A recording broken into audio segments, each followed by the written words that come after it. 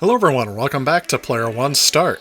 On today's brief but nostalgic episode, I'm going to take a look at the time we got our PlayStation 2. Let's rewind the clock back to 1999.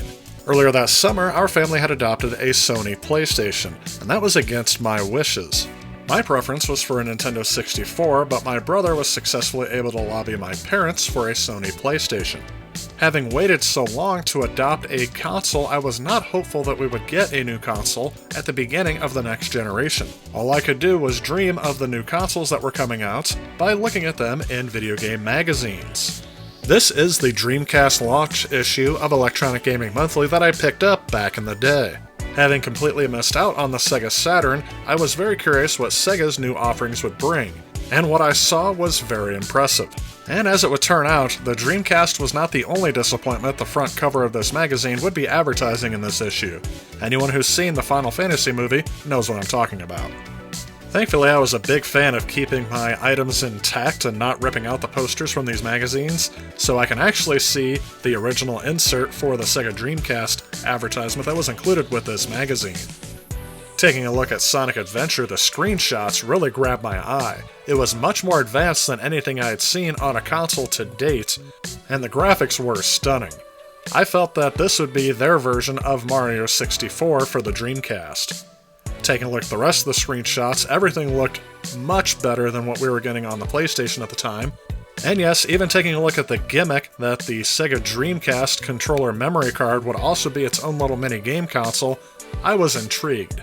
I could probably stare at this magazine all day and reread every single article in here. This is very nostalgic just looking through the magazine. But take a look at this poll here. This graph shows game consoles that people would want to take with them if they were stranded on a desert island. 43% said PlayStation, 25% said their Sega Dreamcast, 16% said the Nintendo 64, and I guess these remaining categories would actually make up the retro gaming market as it was in 1999. As it looks like some said they would bring their Super Nintendo, but look at this, only 1% said they would bring their Sega Genesis, and that tied with the Master System. That's something I found kind of surprising. I thought more people would prefer the Genesis over that, as I didn't know anyone who had played a Master System. Anyway, here we have the article of the Dreamcast launch itself, and it actually says something about should you buy one. And what's interesting to me is to go through and read some of these responses from ordinary gamers that said would they get one at launch. It looks like the two they had from Chicago said they would definitely get one, but taking a look at this guy here. Logan Steele from Houston, Texas, age 26 at the time this article was written, he says that the system will only sell until the PlayStation 2 comes out. And yes, that turned out to be an accurate prediction. So good on you, Logan Steele, if that's your real name. So yes, this was the magazine that I had purchased to showcase the Sega Dreamcast, but it's almost fateful that this issue was the next one I had purchased. Here is the launch issue for the PlayStation 2. This magazine single-handedly got me hyped for the PlayStation 2. Remember, this was at a time where I didn't even have access to the internet at home, so these gaming magazines were my only window into what was going on in the gaming scene at the time. And just like I would have done back in the day, I'm going to go ahead and skip all these other articles and get right to the PlayStation 2 description and preview. And just look at this advertisement.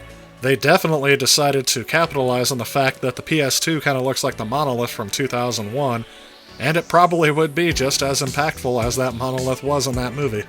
I think their marketing department did an excellent job showcasing the power of the PlayStation 2 as compared to the PlayStation 1 in this issue, especially when they show this stack of memory cards.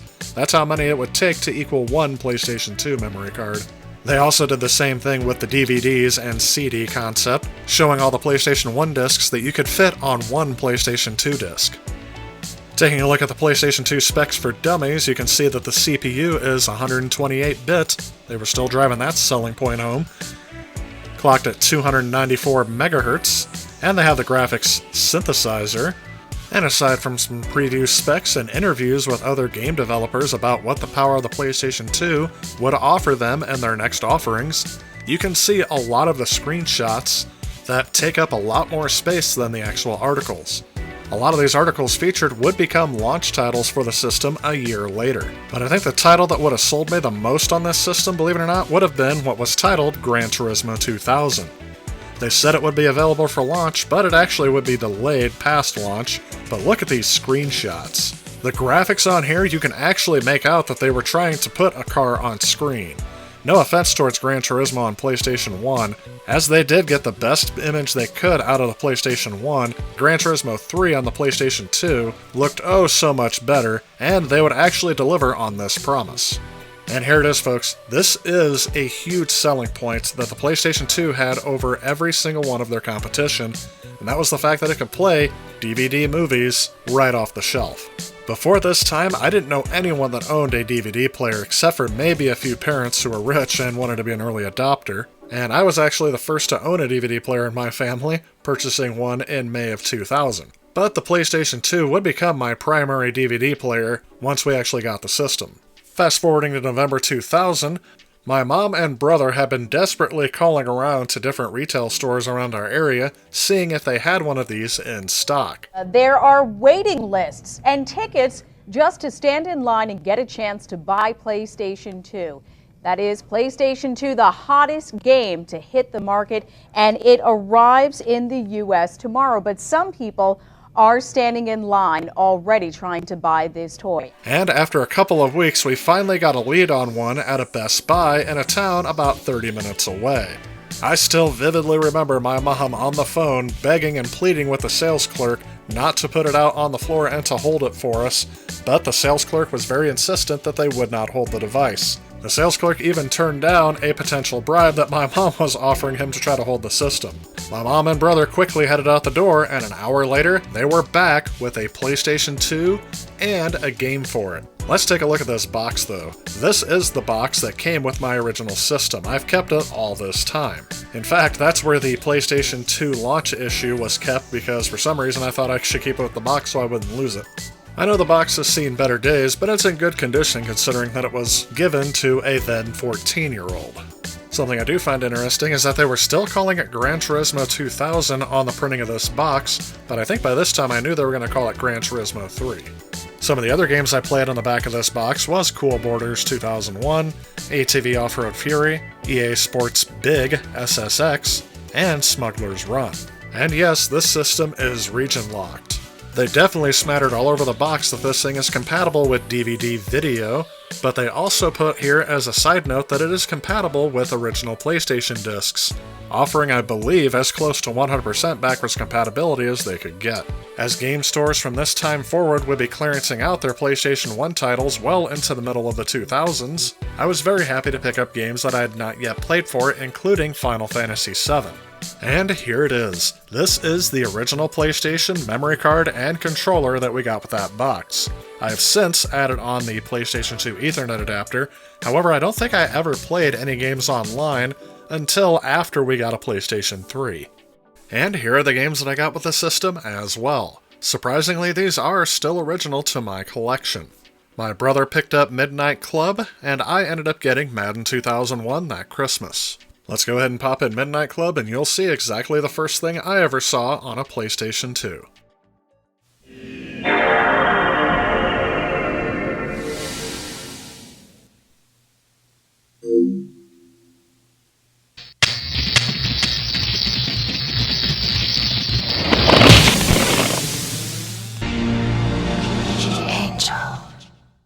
Midnight Club Street Racing is a racing video game developed by Angel Studios and published by Rockstar Games. I had previously played Angel Studios' Midtown Madness on PC, and I was actually looking forward to playing this game as well as my brother. This game focuses on competitive street racing and the import scene.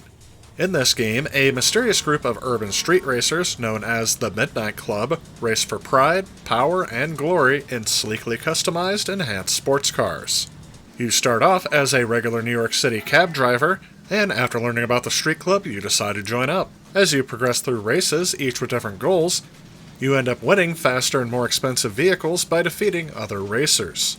The goal is to defeat the world champion, who is revealed to be a young Japanese woman named Annika. Although you start out in New York, you can also race through London as well. At the time of this game's release, the game's cities were considered highly detailed and very large.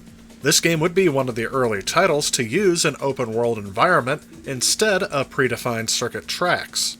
Each city contains landmarks from their respective real-life counterparts. Some of London's visible landmarks include Trafalgar Square, Palace of Windsor, and Big Ben.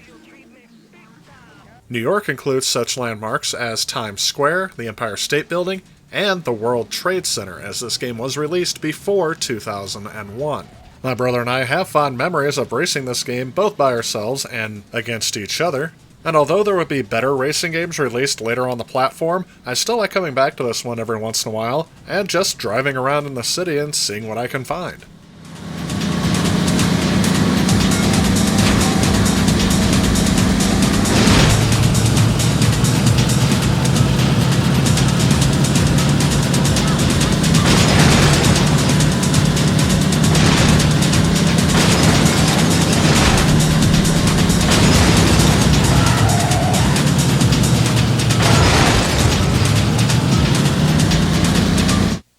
EA Sports. It's in the game.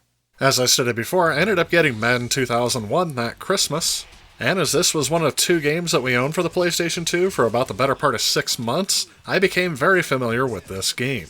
Just the year prior, I had played my first Madden game, Madden 2000, on the PlayStation 1. And it may be needless to say, but I was much looking forward to the graphical upgrade.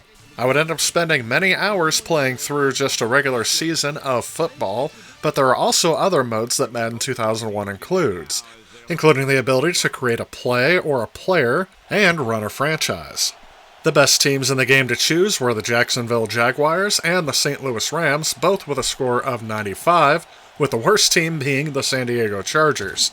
Thankfully, I don't think I ever picked them, but I did pick the St. Louis Rams for my playthrough this time because there is no such team as the St. Louis Rams anymore. And I was quickly able to gain an early lead over the Tennessee Titans.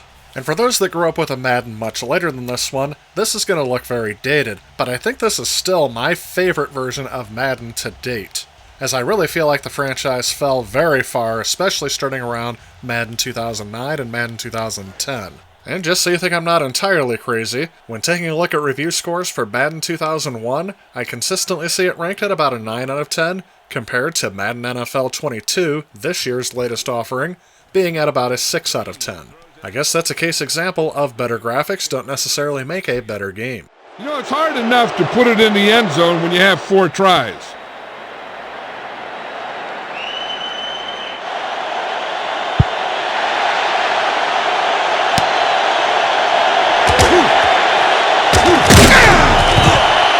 The Titans start the drive from the 31.